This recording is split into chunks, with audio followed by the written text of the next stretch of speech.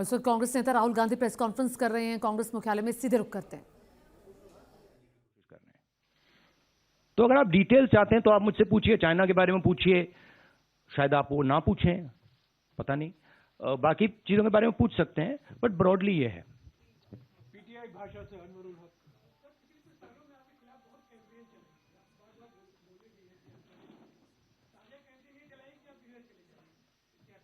हाँ, पता नहीं ये मतलब ये कहाँ है, ये मतलब दिल्ली में तो है ना, हम ये कहीं और बैठे हैं। ये भैया एआईसीसी ऑफिस है नहीं है?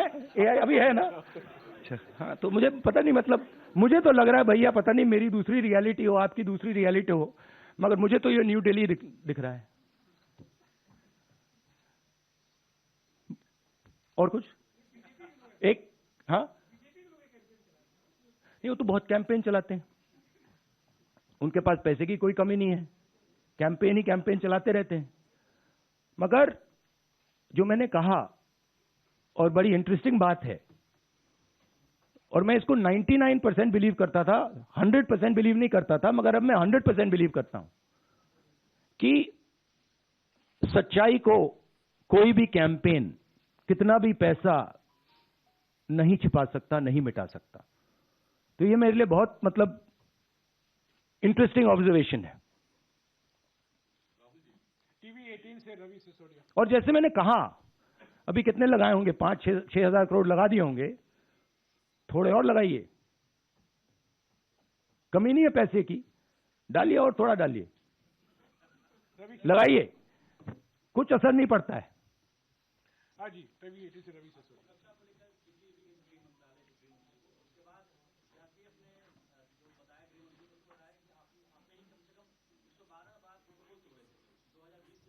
हाँ, देखिए, दो चीजें हैं इसमें। मैं भारत जोड़ो यात्रा कर रहा हूं, ठीक है? अब सरकार चाहती है कि मैं बीपी गाड़ी में भारत जोड़ो यात्रा करूं। कहते हैं आपका प्रोटोकॉल है कि आप हमें तंग मत करो, आप बुलेट प्रूफ गाड़ी में बैठ के कन्याकुमारी से कश्मीर तक चलो। अब ये मेरे लिए तो एक्सेप्टेबल नहीं है। अब यात्रा में आप मुझे समझाइए, भारत जोड़ो यात्रा में मैं बीपी गाड़ी में कैसे बैठूं? अच्छा, जब उनके नेता, उनके सीनियर नेता बीपी गाड़ी से बाहर आ जाते हैं, तो फिर कोई चिट्ठी नहीं जाती। उनके नेताओं ने रोड शो किए हैं, खुली जीप में गए हैं, उनके ही प्रोटोकॉल के खिलाफ है ये, वो मुझे लिख रहे हैं कि भैया आप बीपी गाड़ी से निकल गए। तो उनके लिए प्रोटोकॉल अलग, मेरे लिए प्रोटोकॉल अलग। और सारे सीआरपीएफ के लोग जानते हैं, सीनियर्स जानते हैं कि मेरी सिक्योरिटी के लिए क्या करना है। और हमारी सिक्योरिटी बीपी गाड़ी में, मतलब मैं कैसे चलूं, आप बता दो मुझे।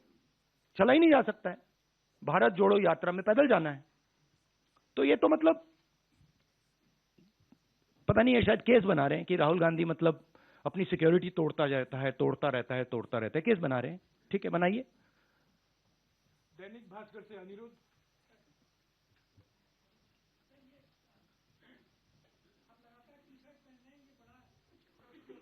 भाई मुझे बताओ एक बात, मुझे समझा, मुझे समझ नहीं आ रही बात। ये टी शर्ट से आपको इतनी डिस्टर्बेंस क्यों हो रही है?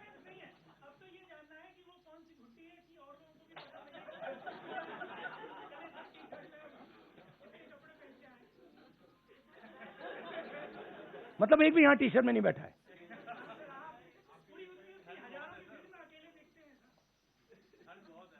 तो क्या आप चाहते हो मैं स्वेटर पहन लूं? मतलब इससे इतनी डिस्टर्बेंस क्यों नहीं है लोगों को? अच्छा, तो मैं ऐसे करूंगा, यात्रा के बाद मैं वीडियो बनाऊंगा कि टी शर्ट में कैसे चला जाता है और ठंड को कैसे कन्फ्रंट किया जाता है, बना दूंगा आपके लिए। शुक्रिया राहुल जी। रवि त्रिपाठी। हाँ, but what is your question?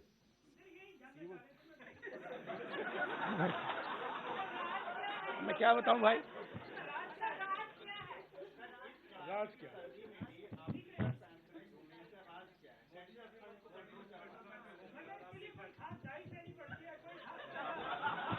गुरुजी, ये आपने स्वेटर क्यों पहन रखा है? नहीं, इसका कारण ये नहीं है। इसका कारण ये है कि आप सर्दी से डरते हो।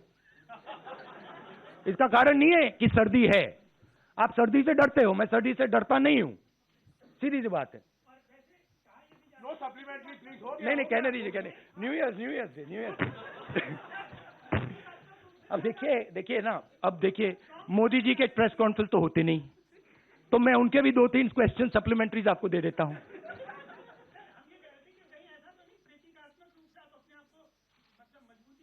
नहीं, एक्चुअली मैं आपको सीरियसली बताऊं, मुझे ठंडी नहीं लग रही अभी तक, और मैं पता नहीं, मुझे लग नहीं रही है। मगर मैं सोच रहा हूं कि जैसे ही मुझे ठंड लगनी शुरू हो जाएगी, मैं मतलब स्वेटर पहनना शुरू कर दूंगा, बट अभी तक मुझे ठंड नहीं लग रही है।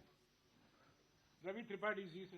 राहुल जी, मेरा सवाल ओल्ड पेंशन स्कीम को लेकर है, क्योंकि 2-3 राज्यों में जहां आपकी सरकार है, आपने वायदा किया है और आपने जब उसको लागू करने की बात की है तो केंद्र सरकार से कन्फ्रंटेशन हो रहा है। केंद्र सरकार मना करेगी, एनपीएस में जो पैसा जमा है वो आपको वापस नहीं करेंगे।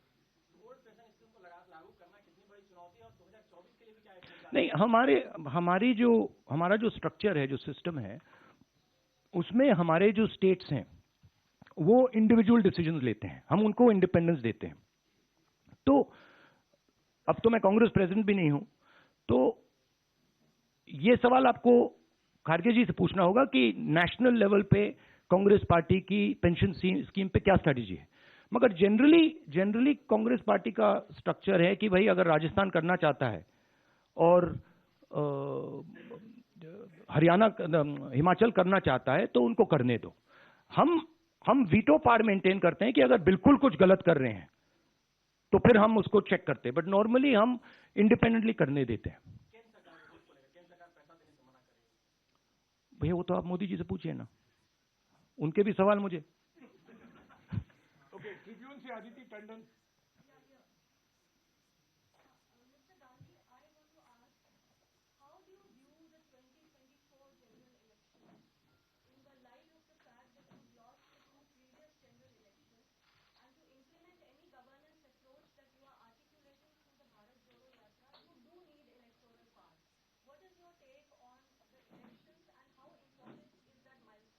I think if the opposition stands effectively with a vision, what I am hearing from the ground, what I am seeing from the ground, it will become very difficult for the BJP to win the election.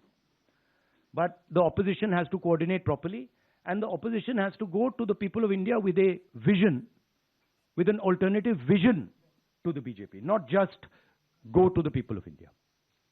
ANI से साहिल। But there is huge undercurrent against the BJP, massive undercurrent. ANI से साहिल। Senior leader from the Congress Party, Kamalnath, has said that Rahul Gandhi will be the opposition PM face for 2024. Will you be the PM face?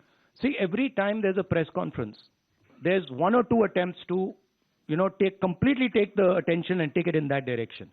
Now, I don't fall for these type of things.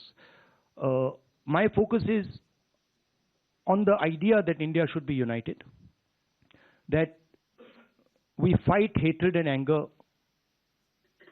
with affection, love and harmony, and we are providing an alternative vision of this country. So I think that's what I would like to focus on. These questions, of course, you have to keep saying them, because this is the nature of media. So I'm going to let you keep doing that, and you can enjoy yourself doing it, and I'll also have a little fun while you do it. Navbharat times से Rajesh Mittal. Navbharat times से राजेश मित्तल।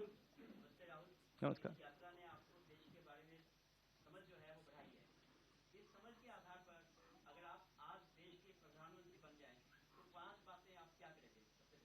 नहीं, सबसे पहले ये hypothetical question है, तो मैं इसका जवाब प्रधानमंत्री के बेसिस पे नहीं दूंगा, मगर मैं ये जरूर कह सकता हूं कि जो हमारा शिक्षा का सिस्टम है, मैं पहले सोचता था कि इसमें स्ट्रक्चरल प्रॉब्लम्स हैं, मगर ये अपना काम कर रहा है। आज मैं सोचता हूं कि ये अपना काम ही नहीं कर रहा है। जो हम अपने बच्चों को विजन दे रहे हैं, जो हम उनको जो उनका इमेजिनेशन है, जो हमें देना चाहिए, हम दे ही नहीं रहे। तो अगर आप, सबसे शॉकिंग चीज मैं आपको बताता हूं, मैं कन्याकुमारी से अब दिल्ली तक आया हूं, कितने 108 दिन हो गए।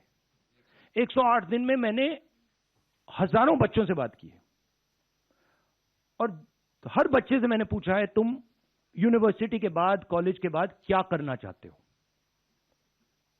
हजारों बच्चों से पूछा है और मुझे सिर्फ 5 जवाब मिले। मतलब एक लड़की ने मुझे कहा कि मैं अपना छोटा बिजनेस चला रही हूं, और एक लड़के ने कहा कि मैं मैकेनिक बनना चाहता हूं। बट 99.9% लोग कह रहे हैं मैं लॉयर, डॉक्टर, इंजीनियर, आईएएस, जज। मतलब हमारा एजुकेशन सिस्टम हमारे बच्चों को कह रहा है कि जिंदगी में तुम्हारे पास 5 काम है, और रियलिटी ये है, रियलिटी सच्चाई ये है कि ये सब बच्चे इंजीनियर नहीं बन सकते, डॉक्टर नहीं बन सकते, लोग